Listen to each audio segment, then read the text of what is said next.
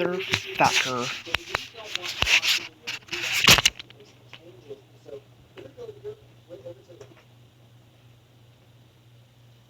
Oh, now it's not going to work.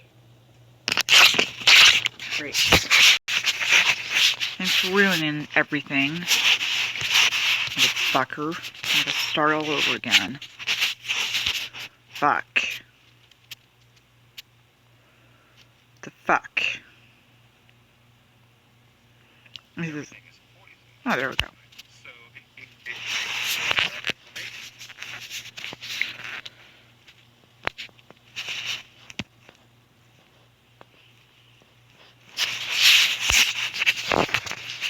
And I don't care if you're in a car accident or if you have a disease, it all starts with inflammation. Now, if I can stop inflammation, your body will heal itself naturally. You know? That's very exciting. Very exciting. And that. By the way, that A2M, I did not discover that. I was just part of a project that specialized in that. And that's how I learned it all. Sure. And so I'm so excited now. Motherfucking piece of shit. I'm trying to fucking download this. It's here for the civilians, and it's all over. Right. Thank you. So let's talk about how you got started with extraterrestrial biology. Were you... What the fuck? People are trying to fucking watch this, and this is ruining everything. Where at first? No. Were autopsying ETs? No. How did they do that? And it was really funny too, because the entrance to where I was going was Sandia Labs, but it wasn't in their compound. It was like another little building, but it goes down, 30 some floors. And when I got down there, and they took me down these hallways, and they were just on my first day. I just remember. Fuck. This is retarded. I was in this little room, kind of like you would see in the movies, where the room's kind of all white with the little table, steel table, and all these instruments there, and you're escorted to this place. And you get in there, and there's this piece of tissue, and it's all positive pressure air system. And so I go in there, and Okay, guys, it's only for a few seconds at a time. Just got to you do scrub out, just like a surgeon scrubs and puts his gowns on and the hoods and stuff. You do go in there, do all that. And you label like you would, like when you were in the biology school, a frog. You're like, okay, this is a muscle, this is a tongue, or whatever. And I was just there to label and take small samples and put them in these different types of jars and vats and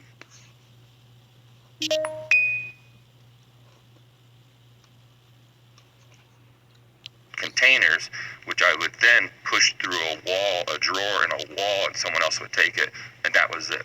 So I was basically taking tissue samples from whatever piece of tissue it was. Some looked like salmon, some looked like, I don't even know, can't even explain it. But then every 3 to 6 months, you get a upper security clearance. So I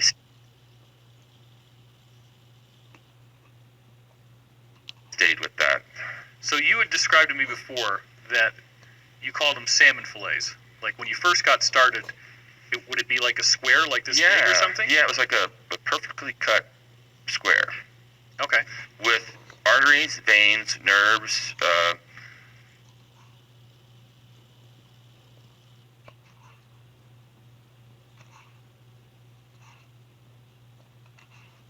sometimes just different types of tissues, different types of cellular tissues. I mean, sometimes you would find cartilage in a weird area, and sometimes you see neural matter. But it was always different. And then the samples started getting more intact, where you could tell that, whoa, this is a hand.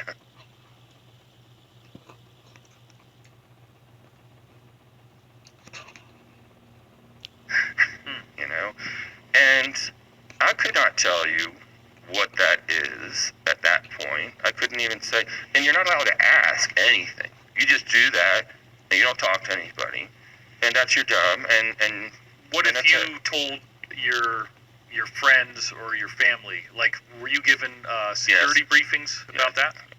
I would be killed.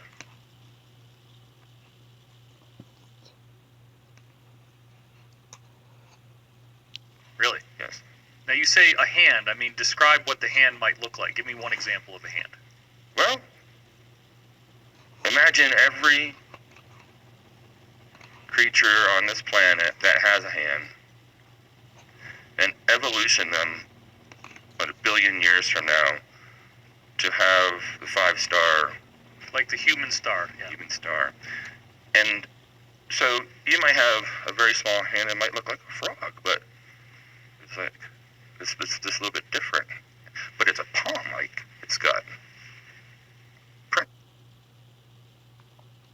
What kind of weird shit is he talking about? It's got nails.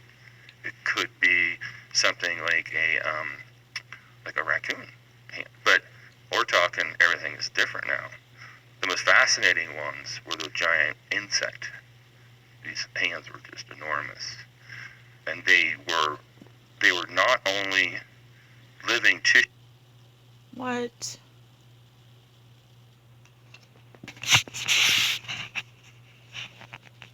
tissue, they were plant tissue as well. Really? Yes. So they had some sort of thing they were making or growing that involved plant tissue with some other sort of living tissue, which they would mix many different types of hybrid tissues together. It's old school. Everybody knows that in these projects, and you've probably heard about it out there.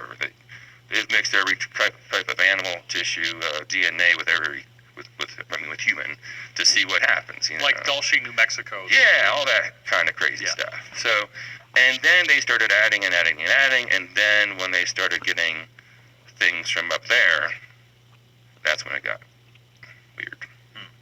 So whether or not That's why there's monsters.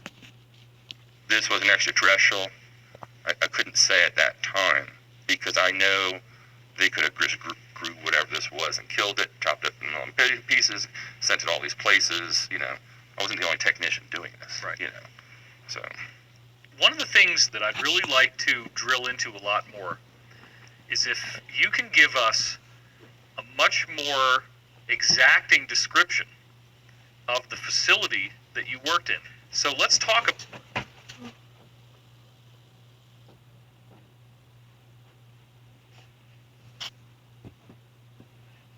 about that. Let's talk about even something as simple as, is there a parking lot, or do you have an underground parking garage? yes, exactly. Okay. Kind of like you hear the stories about people flying out of Nevada or whatever, go to Area 51. You know, there's Right. only one way in and out. Well, with these places, there's multiple places in and out, depending on where you're going to be working and what section. And they're very large underground facilities. I mean, we're talking, you know, up to 100 acres.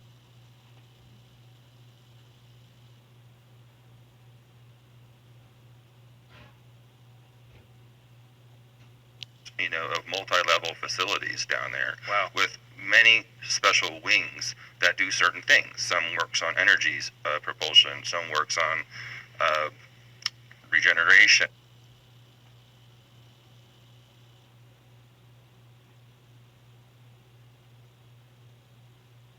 And some works, you know, there's a whole medical thing to it too.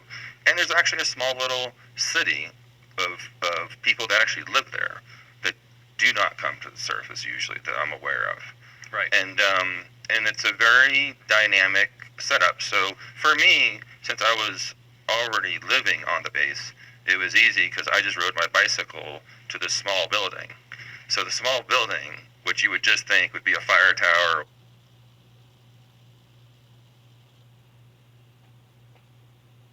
or whatever, is actually, you know, just in the middle of a big area, and you can park 1,000 cars there if you want. No one would even think anything, you know. So you go in and you take an elevator.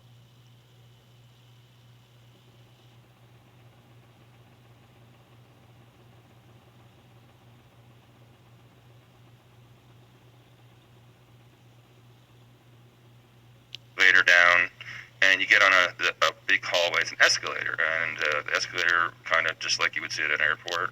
And then the escalator is really long. You're on the escalator for about 10 minutes. Oh, wow. So you're And it's actually moving going fast? somewhere else. Yes, it's a very fast. Really? Yes, yeah, yeah. You can actually sit down.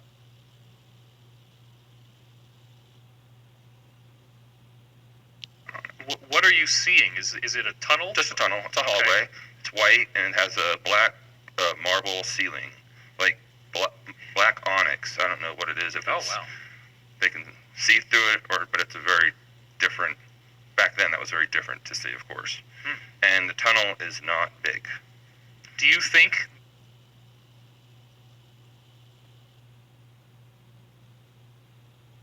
that one of these underground drilling machines could have made that tunnel? Oh yeah, the heat one did, the one that melts rock into a molten. That's how they made all the lava.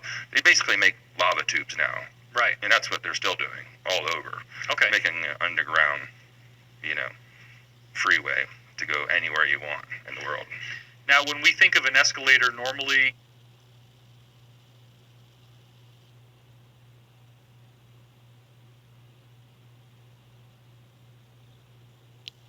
there's vertical metal grooves that are all side by side, and there's teeth between each layer of the escalator. No. This was completely flat and made of some sort of polycarbonate, and you couldn't see through it.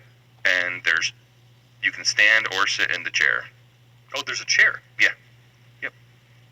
But you're on like a track, and You're it's on moving. you're on a track and it's moving. So what you're describing to me sounds like an extremely cool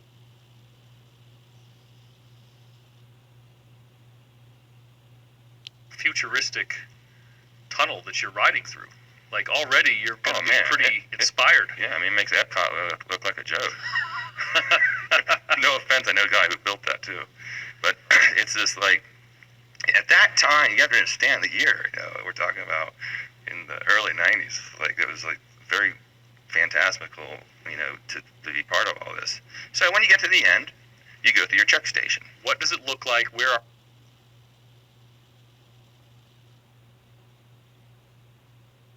are you? What do you see? You were in a tunnel. Yeah. What do you see once you get off the There's gondola? glass doors there, seamless. They open up like you would see in Star Trek, like whoosh, they open up. Oh, wow. And there's these two stations, and if there's someone in both stations, you have to wait outside the glass, like the other people might be before.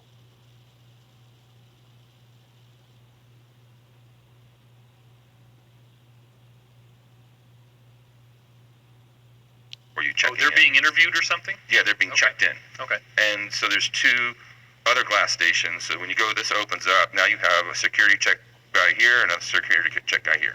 And So what would happen with these soldiers at the desks? What do you? well, they check your palm print, your retina scan, and then you show them your card. Very generic card. And does the soldier talk to you? Do you have Yeah, questions you have to answer? Yeah, they ask questions.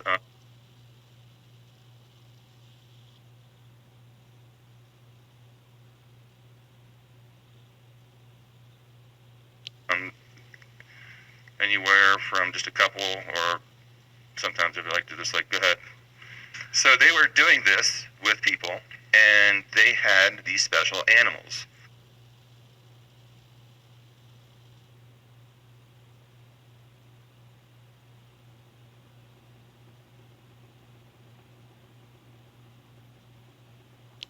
They were dogs, but special dogs. And Special meaning what? They look they different were than dogs? they were somehow trained or maybe hybrided. They were a little bit larger, looked like a German Shepherd Mastiff mix, and a bloodhound.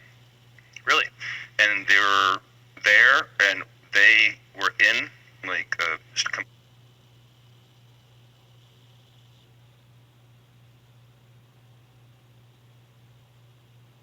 compartment, but they can smell you as you walk by them. For sure, you cannot walk by them without them smelling you. And they always know how to. They just right away smell. And then you got to go through two more doors, and now you're in the locker room, and their gender. Doors.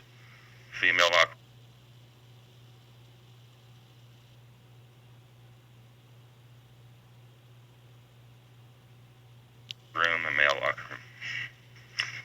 in your locker room, you take your clothes off, and you put these scrubs on. They're kind of like scrubs, like a jumpsuit.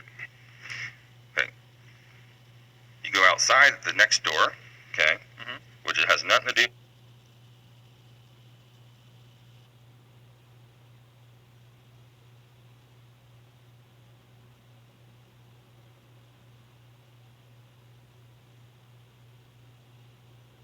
Now there's a whole wall there. Now you're in another corridor, and